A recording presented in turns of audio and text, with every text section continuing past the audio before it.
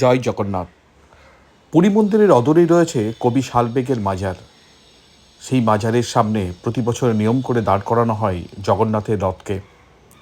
কিন্তু কে এই শালবেগ, কী বা তার পরিচয়, কেনই বা শালবেগের মাজারের সামনে দাঁড় করানো হয় জগন্নাথের রথকে, সেই খবর জানার আগে চ্যানেলটি সাবস্ক্রাইব করুন এবং ভিডিওটি না টেনে শেষ পর্যন্ত দেখতে থাকুন।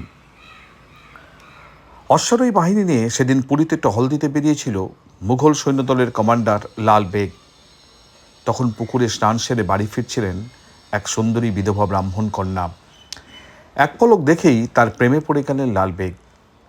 তারপর জবরদস্তি তাকে ঘোড়ার পিঠে চাপিয়ে তুলে নিয়ে গেলেন কটকের অস্থায়ী সেনা শিবিরে। তারপর থেকে বিধবা ব্রাহ্মণ কন্যার ঠাঁই হল মুঘল হারেমে। তার উচ্ছল যৌবনের টানে রোজ রাতে সেখানে ছুটে যেতেন লাল বেগ। শোনা যায় একদিন সেই রূপবতী কন্যাকে ইসলামী মতে নিকাহ করলেন সম্রাট জাহাঙ্গীরের সেই বিশ্বস্ত অনুচর। তাঁদেরই ঔরসজাত সন্তান হলেন কবি শালবেগ। বড় হওয়ার পর একবার যুদ্ধক্ষেত্রে বেরিয়ে মাথায় গুরুতর আঘাত পেলেন শালবেগ। সেই সময় তিনি ধরেই নিয়েছিলেন তিনি বোধহয় এই জীবনে আর বাঁচবেন না।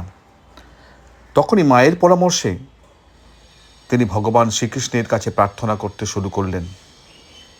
প্রার্থনা শুরু করার 12 দিনের মাথায় শালবেগ রাতে একদিন ঘুমের মধ্যে স্বপ্ন দেখলেন স্বয়ং দামোদর শ্রীকৃষ্ণ তার মাথার সামনে বসে তাকে আশীর্বাদ করছেন।